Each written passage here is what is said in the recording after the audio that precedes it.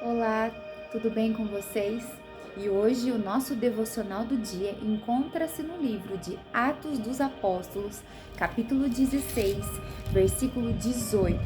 Diz assim: Isto se repetia por muitos dias.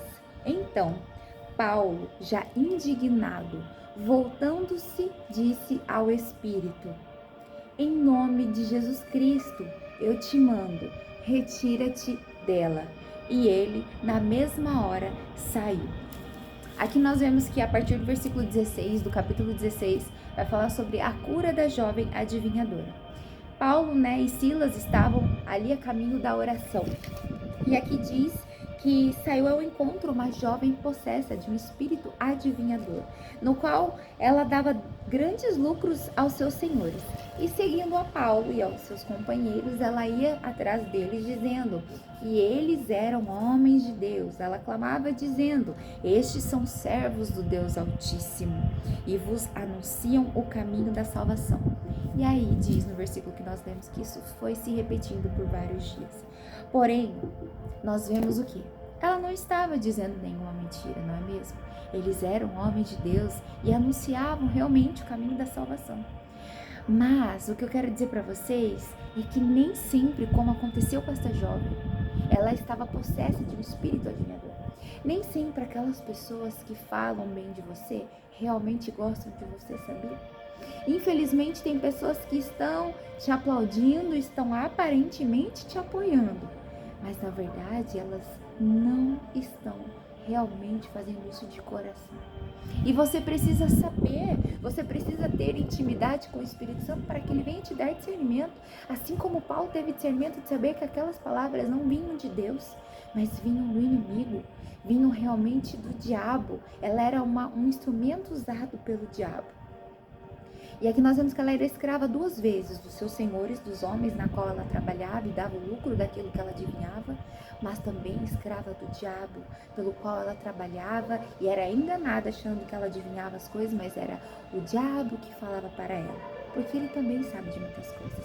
E tem pessoas que acreditam em muitas seitas que se dizem religiões, dizendo assim: mas ele falou da minha vida, ele falou quando eu era criança que aconteceu isso, mas foi dito. Quero falar duas coisas nesse devocional. Uma é que o diabo também sabe muitas coisas de você. E ele pode soprar no ouvido, sim, de pessoas usadas por ele. E você pode, se você não estiver firme em Jesus, você pode vir a ser enganado. Achando então que essas seitas, achando então que essas doutrinas de demônios são verdadeiras só porque adivinharam coisas de você, da sua família, coisas da sua infância. Mas você não pode crer em tudo aquilo que te falam. Infelizmente, nem tudo é verdade.